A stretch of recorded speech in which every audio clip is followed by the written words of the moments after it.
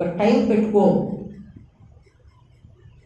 ఈ సమయం ఇదిగో నేను మధ్యాహ్నం 2 గంటల నుండి 3 గంటల దాకా ప్రార్థన చేసుకుంటా. ఈ సమయము నేను దేవుని కొరకు ఏర్పాటు చేసుకున్న సమయం.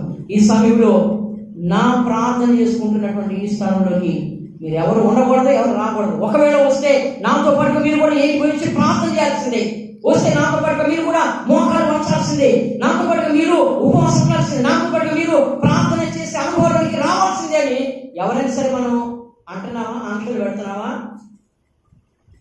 పెట్టండి.